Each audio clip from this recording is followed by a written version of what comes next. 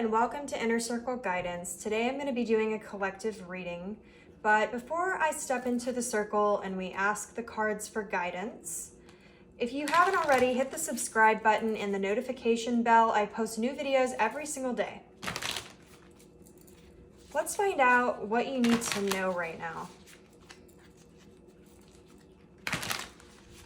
What do you need to know right now?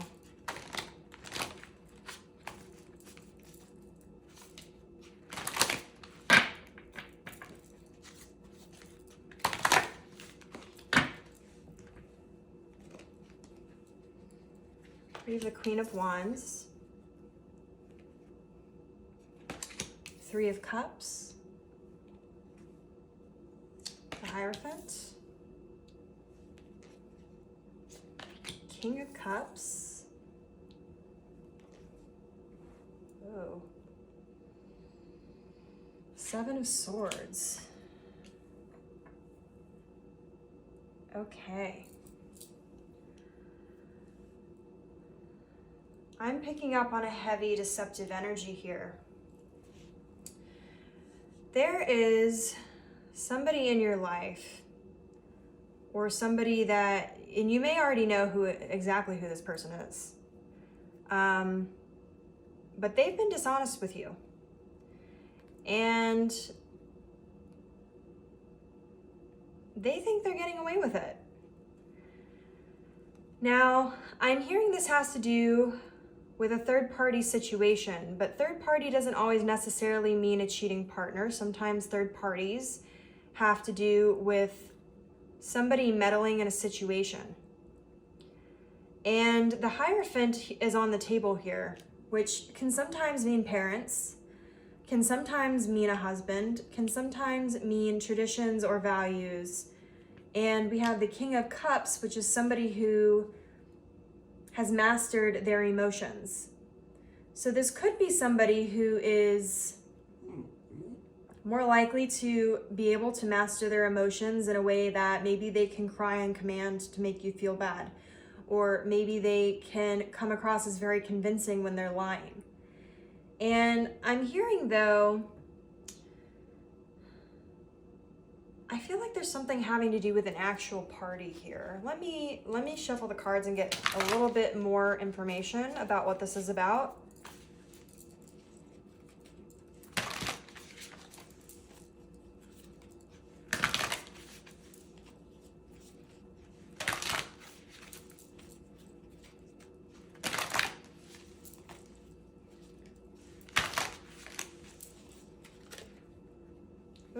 Okay, definitely something having to do with love, because the Ace of Cups just fell out.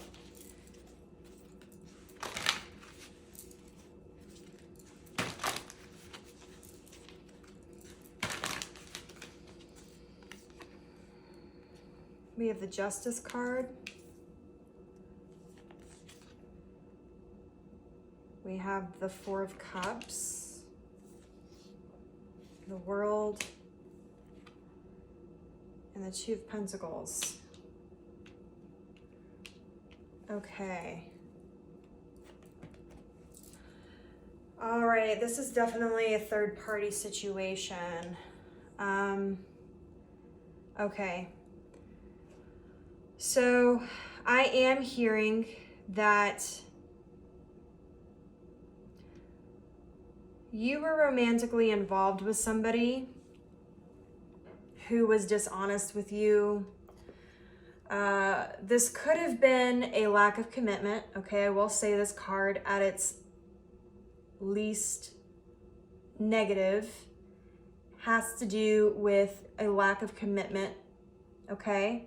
But in its most negative, it has to do with cheating, lying, deception, heartbreak, and an intentional dishonesty, intentional decisions that are underhanded. This is like the snake in the grass type of energy, okay? And I'm hearing that this is somebody who, they're very good at mastering their emotions and hiding them, manipulating them. and understanding emotion, okay? And what I'm hearing is that this is a karmic situation, okay? This is actually coming from, and this is going to be something that many of you may not want to hear, but this is all coming from your lack of self-love. This energy that is in your life or that you recently went through is coming from a lack of self-love. And it's karmic cycles that you haven't been able to get out of. And I'm getting the impression that this isn't the first time this has happened. This isn't the first time you've dated somebody or been with somebody and you're realizing that suddenly this person's actions are not aligning with their words. Suddenly there's lying or cheating or deceptions going on, or there's other women, or there's other men, and situations are just, they are cycling through. And what I'm hearing is that you are uncertain about why this is happening.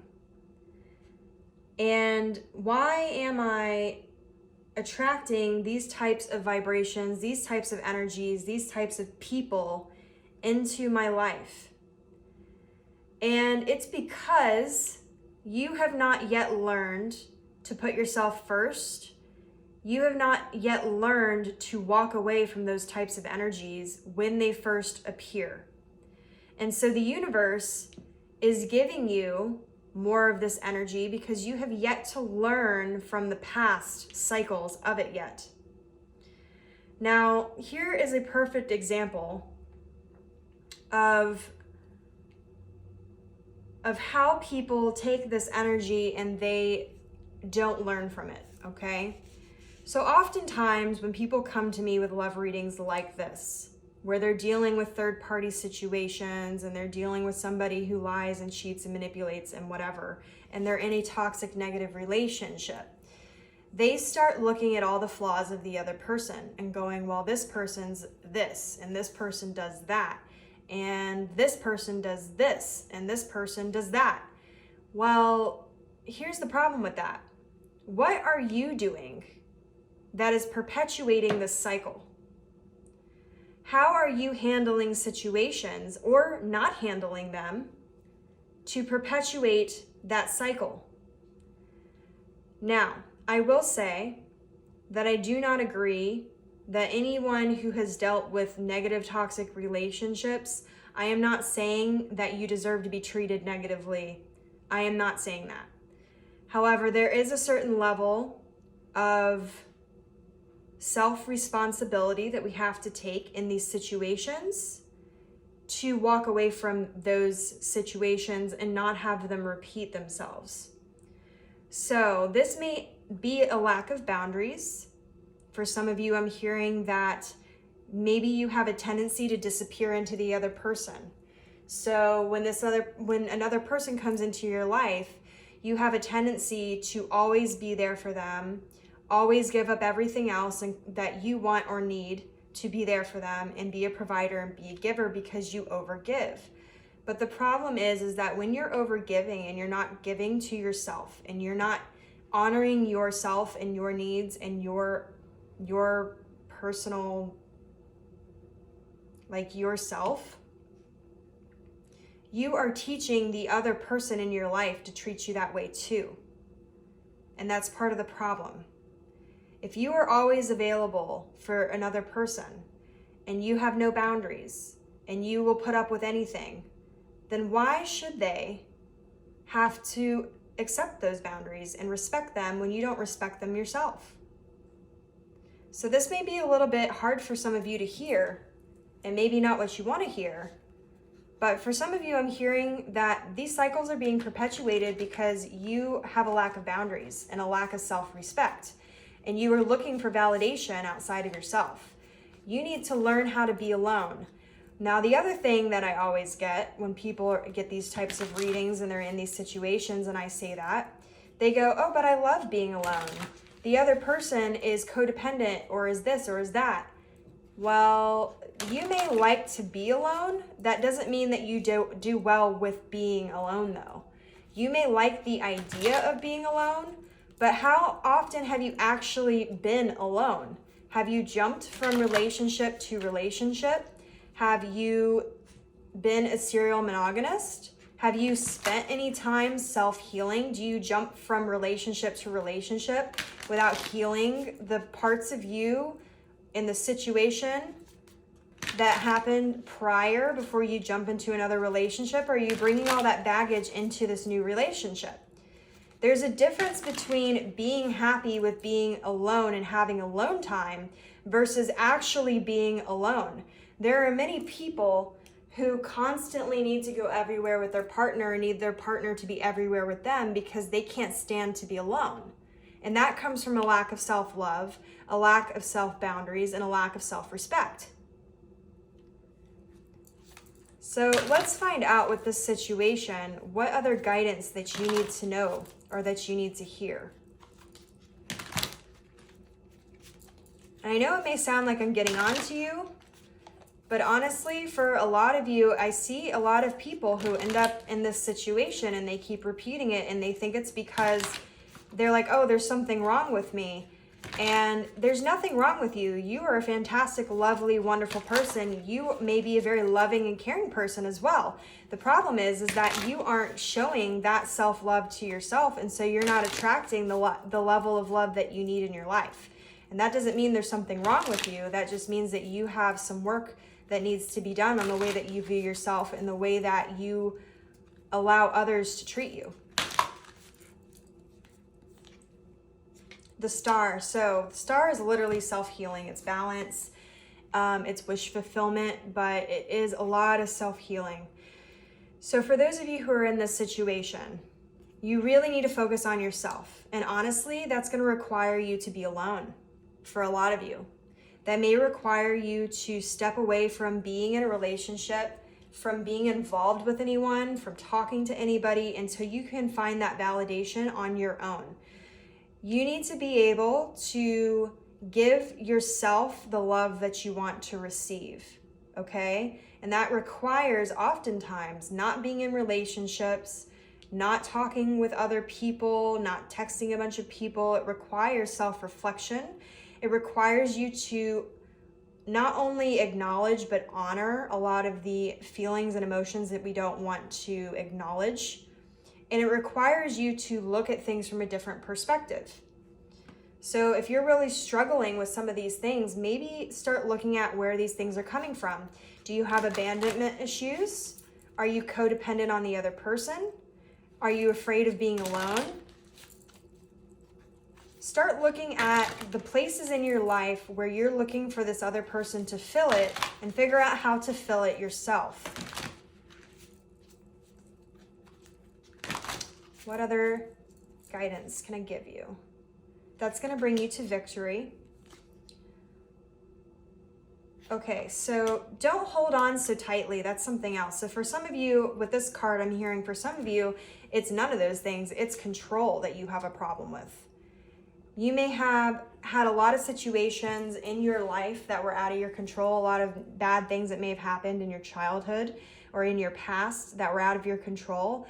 And your issue for why you end up attracting this type of energy into your life is because you are holding on and grasping on so tightly and trying to force things to be a certain way or force people to be a certain way that actually may not be that way.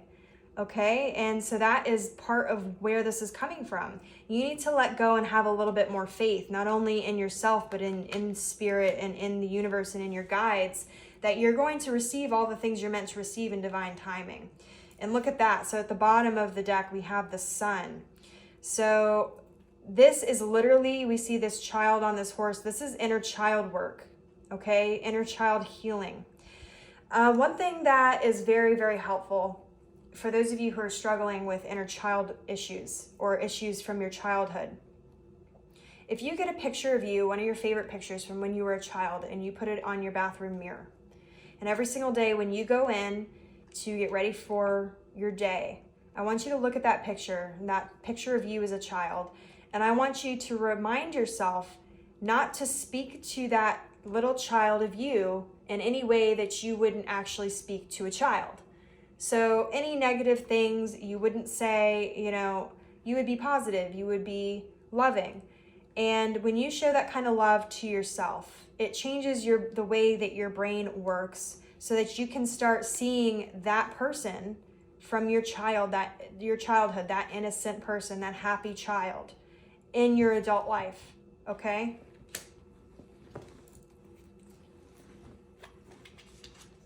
All right, and then we have the High Priestess, so listening to intuition. So for some of you who are having those issues with control, you've had the flags. This really, if you think back on it, and you may not want to hear this, but when you think back on this is not a surprise. There were many red flags that you chose to overlook. And maybe that's part of the problem here, of the lack of boundaries and the lack of moving forward. With the High Priestess is somebody who has very, very high intuition. This is also Pisces energy. And the High Priestess is your intuition, but is also somebody who could potentially get stuck. That's your knocked over my cards, sorry. This could also be somebody who gets stuck being a mediator between two sides. So this could be an internal battle that you're having, where you're having issues because your intuition is telling you this is not right, something is off, and the other part of you is going, no, it's fine. Or it could be literally that you are stuck in the middle between situations, maybe even this third party person, whether it's someone that, this person cheated on you with, or if this is just a third party that is intervening in some sort of way, has brought things to your attention and you've chosen to ignore it. So listen to your intuition, focus on your healing, focus on why the cycle is repeating. Where are you perpetuating that cycle? And honestly, with this full moon energy that's happening, that is largely going to be a lot of the energies that are coming up between the full moon happening in Gemini and the energies of it being in conjunction with the Mars in retrograde. A lot of issues from the past, or anger from the past, or resistance, things from our past that maybe are still unhealed, are going to be brought to the surface in these coming weeks. And it's so that you can heal and move forward in this new year with new energies. So for those of you who are really struggling with breaking the cycle of negative, toxic relationships, you really have to take the responsibility of where you are perpetuating the cycle. Where can you act differently, or where can you change the way that you're handling situations? Where can you draw stronger boundaries? And where should you have maybe walked away sooner and rejected whatever situation or person or thing that happened that was not in alignment with your higher self and your needs and your self-love and your self-respect? So I urge you to take the time, really write out in your meditations and in your journaling, really focus on these things. And I promise you, if you ask your guides for help, you will have major breakthroughs, but you have to take the time to really sit down and think about these things. And for some of you, I'm hearing that it's also the reason why you keep attracting these people into your life has to do with the fact that you never really thought about what you actually wanted in a partner. So you need to figure out who that person is to you.